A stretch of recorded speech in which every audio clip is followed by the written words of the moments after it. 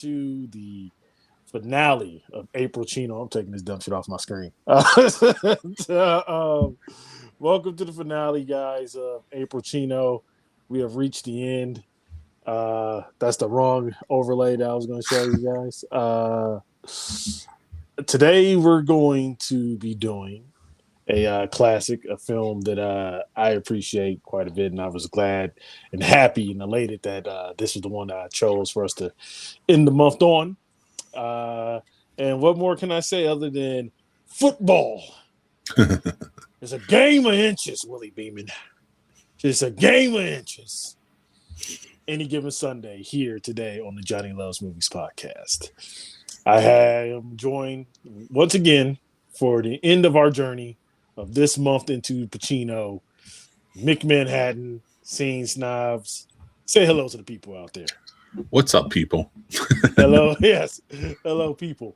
Yes, and as the movie that we're discussing today is Any Given Sunday. As per usual, I'm going to have my man Mick over here give us a brief little recap. We're going to talk about the movie, get in our categories, and rate this bitch and get on out. All right, Mick, without further ado. Recap. Another Al Pacino winner, directed by Oliver Stone, came out in 1999. And it follows a coach towards the end of his career, or so he thinks, in basically the NFL. I mean, they call it, it's something pretty different. Yeah, there's a whole bunch of different names they throw out, different teams, everything else, but it is the NFL. And he coaches a team of winners and psychotic football players at times, especially LT is in there. So like you got a lot of it's a very interesting story because you see how these players' lives and the owners and the coaches and just the entirety of the league itself, kind of how it operates and the way it plays into it and how the reporters play into it and kind of feed the beast and things like that. So there's a lot of elements to this story that is very exposing, I think. It's very well directed, very well acted, great cast. And it's just one of those great movies that I think really sticks with you after you watch it. Yeah. What's crazy is was not crazy at all after watching the movie. This is the movie that the league did not want you to see. I think, as per usual, the league, the NFL, they don't really take kind to any type of accurate portrayal, any type of portrayal of their league in a negative light or what they deem a negative light. And honestly, aside from the promiscuous lifestyle, I really didn't think that this in-depth look was all that scathing, honestly, at the time. And now I still didn't. I think it was kind of, I'm not gonna say soft, but I still think that it was kind of just like an accurate portrayal. Like it wasn't like a negative one. So I was actually surprised the league couldn't get behind this, or even the replacements that came out, I believe, the same year. About a year later, yeah. Yeah. So it was very odd that the league was at odds. I think this was the beginning of Goodell's reign as the commissioner, if I'm correct. I don't remember exactly what year he comes in. I do think it is damning, very damning, because at the time it was starting to be exposed about players pushing through and being hurt and giving the cortisone shots and things like that, all the way up and down, not just in the league. Because remember, Varsity Blues came out around this time. They're handling it too, and and also the politics, the inner workings of the politics, and how things are sort of played out, and how the players are generally treated more like a herd than they are actual human beings. So it is definitely something that I think Oliver Stone went into,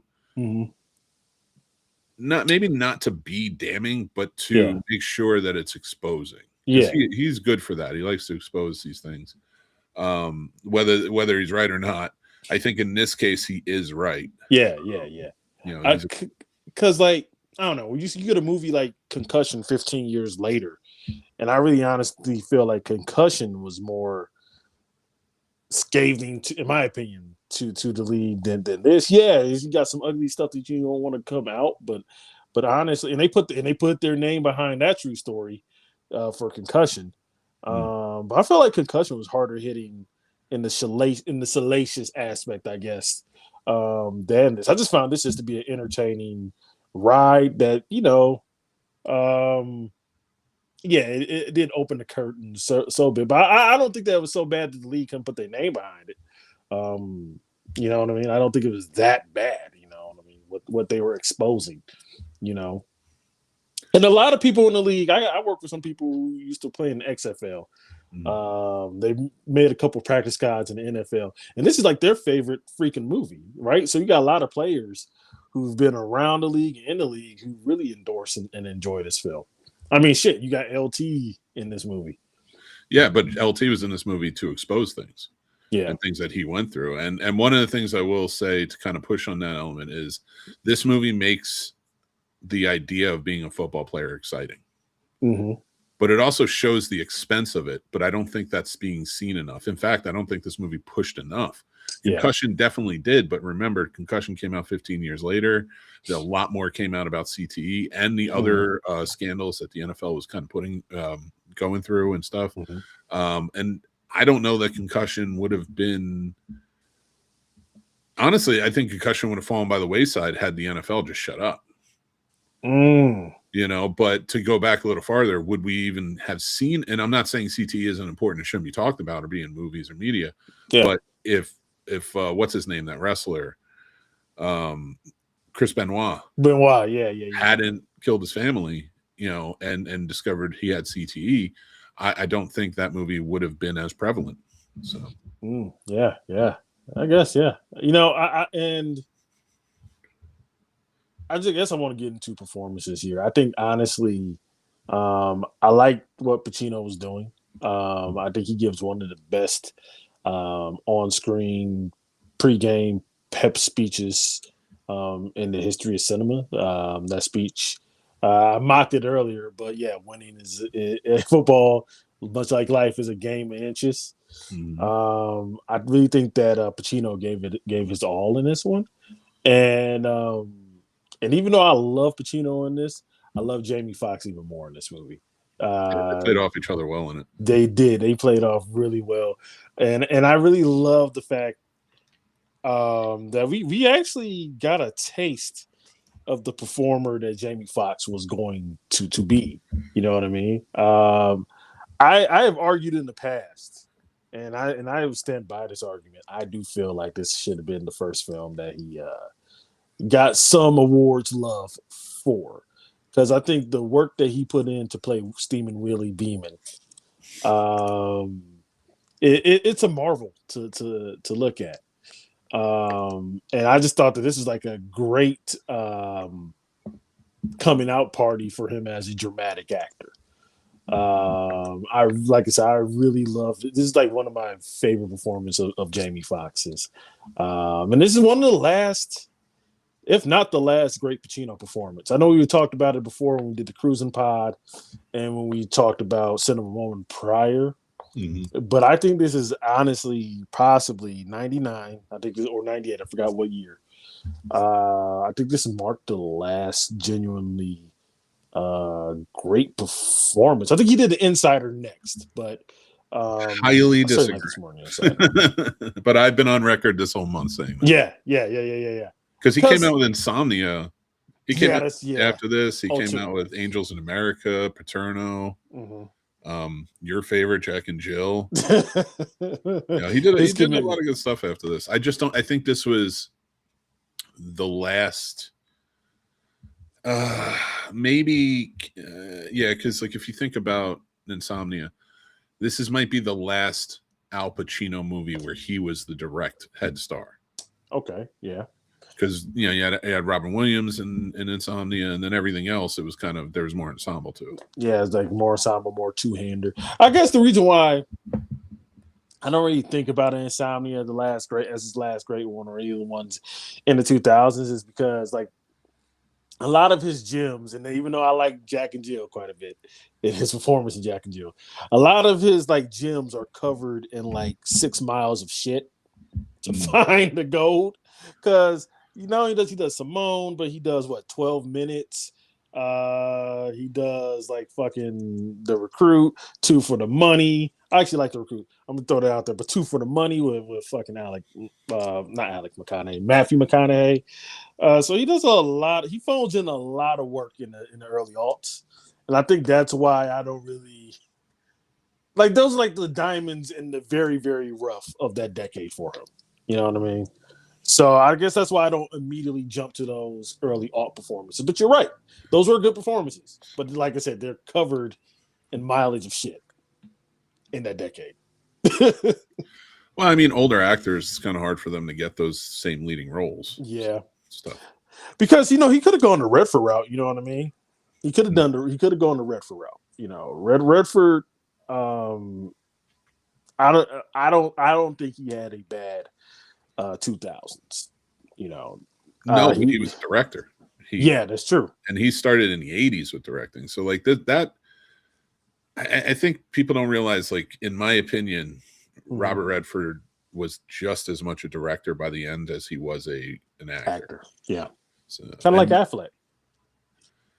Yeah. In fact, I'd say if he keeps going and keeps directing good movies, then he might even have a better career as a director, but he seemed to have stalled out on that. Yeah. But yeah, so I think other than the quotable lines, other than the fact that the league couldn't get behind it, and other than we talked about the great performances, I would say I do like it's just the last great film directed by Stone. Or it does just have an argument of being one of his last great films. Because he does W after this, I believe. And I like W.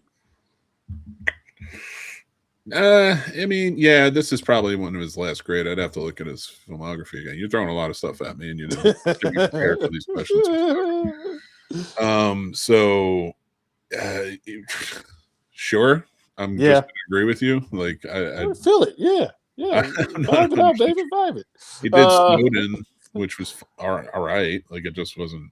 Yeah, World Trade Center at least was like nice with Cage in it. He wasn't like shitty about it. Yeah. Cage is in both of those, I think. Snowden and World Trade Center, I think. Yeah. And those are good Nicolas Cage performances, by the way. Like, he's really good with directors. I don't think he gets enough credit. Who's doing the new John Madden movie? Russell. Oh, all right, makes sense. Russell. David O. Russell. Yeah. Which, I'm glad you brought him up because David O. Russell is kind of like. No. Stay on topic. I don't want to talk about Any Given Sunday. I don't want to talk about David O. Russell when we talk about David O. Russell. But I'm saying he's kind of like a clone of Oliver Stone, which I like. I like Oliver Stone movies, though. And I really like what he did here. I know he had a hand in writing here as well. What's funny is when I was watching this movie, I could not help but think about the great Jamie Foxx joke to come out of his performance with LL Cool J as the wide receiver. Have you ever heard the infamous story of LL knocking out Jamie Foxx? I have heard the rumors and such. I'm not sure. Yeah. True or not. Yeah. And Jamie, in one of his like great stand-up specials, brings it up, and they're doing the scene. And I think it's actually the scene that are in each other's face in the practice. And Jamie says, like, he's like, this is not really me saying this to you. he's like, this is Willie Beeman, and this is whoever the hell you are right now. He's like, but I'm not really saying these words to you. It was one of the great stand-up bits. Please, I implore you guys at home, when you're done watching this, watch it. It's one of the greatest stand-up bits that I have ever seen. And I really like the performance that LL actually gives in this film as the wide receiver as well, the diva wide out. I think this is like one of the 2 times that he's given a performance where you're like, oh wow, LL, he might have the goods. And then he does 15 seasons in the CIS later. But you have that. LT's in the film, and LT has this scene in the movie, like in the steaming room where he's talking to Willie Beeman, or I believe he's talking to Beeman. And I gotta say, that scene has haunted me since I first seen this movie. Like, every time I watch the movie, I think about that scene. And for some reason, I think the scene is like a core memory or like a trauma for me, because like I can't. I like. There's like a creepiness to LT. And when I was a kid, I was like, this guy gives me the creeps. and he gives the creeps today as a I think he 36 gave year the old creeps man. to a lot of people. Yeah.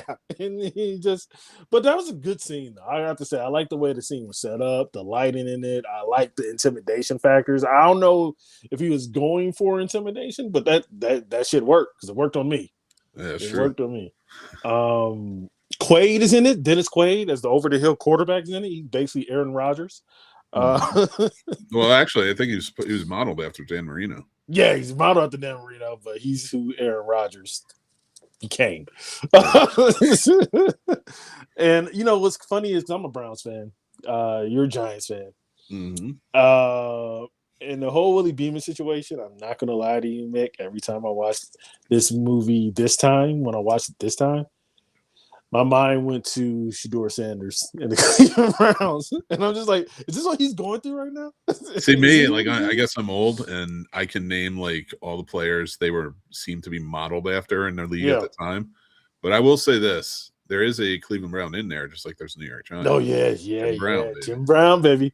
Is he the DC? I think he's the DC in this. I think so. If not, he's I'm just and I just thought that was weird. A running back in real life ended up being a DC in the movie. And this is that's really cool. And you know, with the casting, what ifs for this movie, you know, there's a multiverse where P. Diddy was Willie Beeman. yeah. I know. I remember hearing about that on the. They announced that on the radio. Yeah, that's on the radio and everything. Yep. And do you know why he never got the part and Jamie got it? Too much baby oil on the hands. I don't know.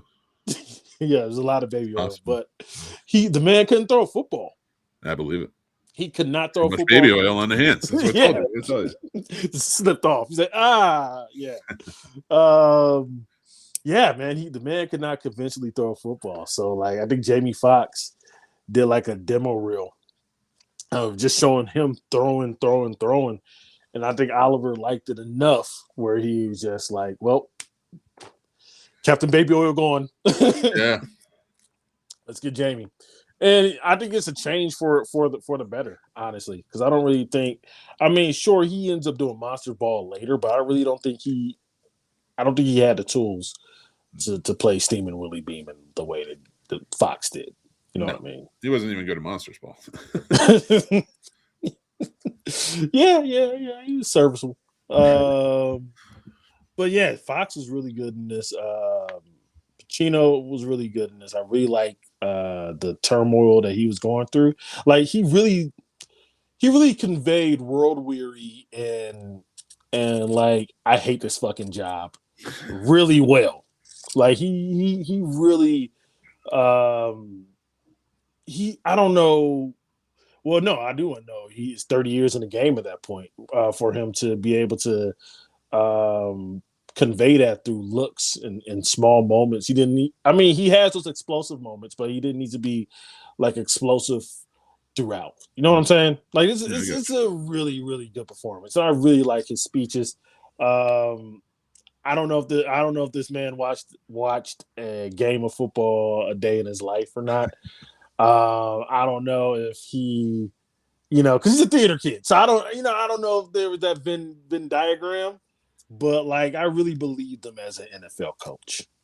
yeah, You he did a good know, job. He really did. yeah, He knocked it out of the park with this one. yeah, he really did, and it's a shame that he didn't get any like awards love for this performance at the time. I don't think It's that. Well, I mean, football's so tied into the economy mhm, and everything. Like mhm. you go against the NFL, you're not going to get a shine on anything. Yeah. I mean, shit. We talked about it earlier with the other one. You know, Will couldn't even get love for a concussion. That was like one of his best performances. So yeah, I think you're spot on with that. Don't mess Because with the it's machine. yeah, the machine would take you down every time, man. We're just gonna get into categories, man. We're just gonna jump into it. Uh, Sounds good. Hall of Fame. Let's just go into the Hall of Fame, the oeuvre of Mr. Pacino. I think so. I think this is a movie that when you think about Al Pacino, you remember him. Yeah, yeah. I definitely think this is a first ballot Hall of Fame performance. You know, I think that this is right under there with uh well, yeah. I'm trying to think of the Pacino performances I loved. Yeah, it's right up there though. I think it's right under Neil McCauley. That is Neil McCauley is my favorite performance of Pacino. Mm. Right on. Well, I also like him as the devil. So I think he's under Neil and the devil. Worse. I think it's really good. I think it's definitely uh, a performance that I don't think gets talked about enough either. But yeah, it's in the Hall of Fame. I think it It's gets talked about more now. yeah, yeah. As the decades have passed, yeah, more people discover it, more football fans see it. Oh yeah, of course, of course. Mm. But I think at the time before then, yeah, it didn't get talked about as much as I would like it to be. So, all right, so we got that down. Let's go to the next category. Any given Sunday. Is that a good title? Yeah, actually, I think that works well. Okay. I mean, especially for football fans, they understand the term, Mm-hmm. and it does deal a lot with injuries. So, any given Sunday. Any given Sunday. Okay. Okay. Um. Yeah. Yeah. I actually know what my gripe. My gripe is not even with the titles, with the names that Stone picked for the football teams. I'm like, you couldn't give it another draft. The Americans, your Patriots stand-in, the Americans. Okay. Ooh. Yeah, All right, Oliver. there's a few tough ones. I think the Miami Sharks were like, for me, in my opinion, that was like the only passable NFL name. I think we could Because have it a was based Sharks. on the Miami Dolphins. All you did was switch Yeah. out a mammal for a fish. For fish, yeah, exactly, exactly. I'm like, if Orlando ever wants to have an NFL team, The Breakers. Orlando Sharks, Oh, the Orlando Breakers. Breakers. That was in the TV show Coach. That's the Okay, NFL team he coached was the the Breakers. Orlando Breakers. Craig T. Nelson. Yep. Okay, I Yeah. gotta, I That was gotta like check the that last out. season or two. I He have, did. I've never seen Coach, man. I listen. I'm not telling you to go watch it. I'm just telling you some fun tidbits. I gotta check that out. I've never seen Coach. Everybody talks about it a lot too with Craig T. Yeah. So, because like you know what, my go-to with Craig T is either Incredibles or Action Jackson. It's not Coach. Well, Devil's Advocate too. Yeah, he was in Devil's Advocate, wasn't he? Yeah, fucking Coach, man. He's also a great comedic actor. Um, we ask this question every week. We're just gonna ask it again, even though we're 3 weeks into this pod, to this journey. I want to see if our answers changed. The Did Al Pacino Cinema Woman performance steal the Oscar from Denzel Award? And Uh, the answer is still did yes. it? It's not changing. Okay. Okay. All right. All right. Well, I mean, hey, this is the last time.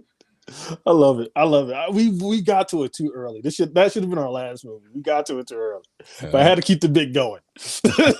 I had to keep it going. Yeah. So, you know what though? Going back to Hall of Fame performances.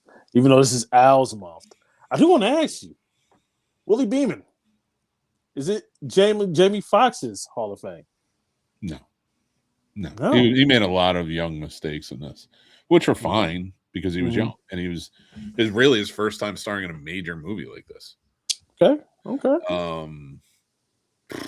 Hall of Fame performances for him. Mm-hmm. There's a lot now. Yeah. Ray, Yeah. I think, Ray's is where definitely maybe one. it started. Yeah. And then from there, just I'd have to look at his filmography again. Yeah. But, Yeah. Oh no, for me, I'm in Al Pacino mode, dude. You can't yeah. get Fox. Yeah, but for me, I think Beeman is definitely up there. I just wanted to ask you because this was a really good performance, especially for a comedian at the time. So I just felt like I just wanted to double back a little bit because I really do like Stephen Willie Beeman. He did a great job in this. It's Makes the just lady creaming. he was young. Make the ladies scream. Okay, so we got that. We got that. All right. Let's see.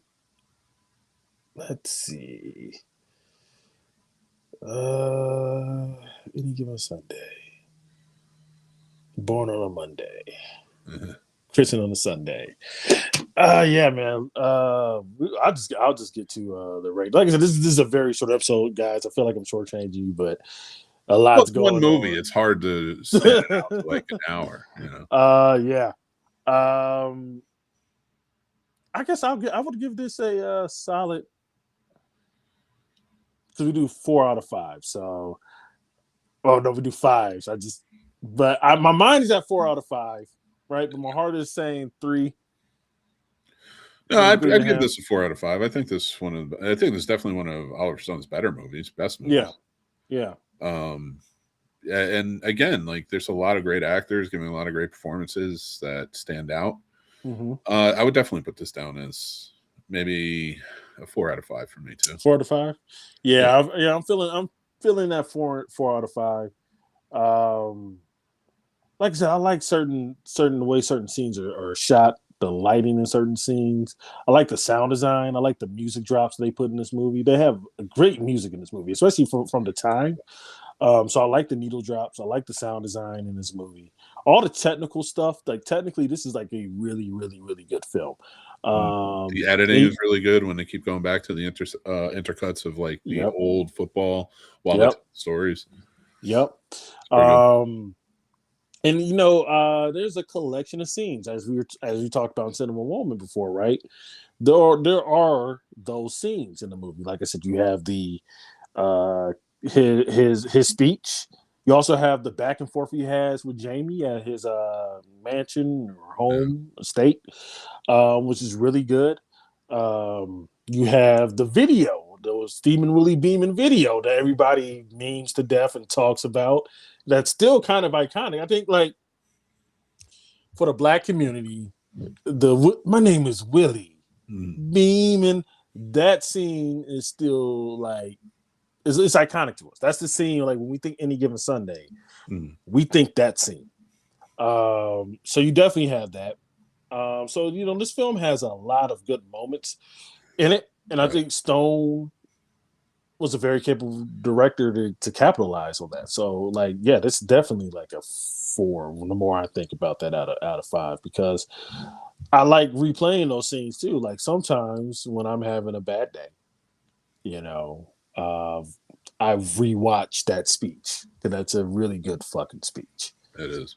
And it's really well written. I think that's not getting credited enough as well. It's a really well written film too, as well. Like everything was clicking in there. So yeah, this is definitely Yeah, the cast was for great altogether. yeah, Yeah, the whole thing just really worked. yeah. So yeah, this is definitely a 4 out of 5 film for me. And I was glad that this is the movie that we ended this month on. By the way, happy 85th birthday, Al Pacino. He turned 85 last Saturday. Happy And he's still birthday. happy Oh, birthday, Al. Yeah. Has a toddler running around at 85. So, he's still pumping out kids.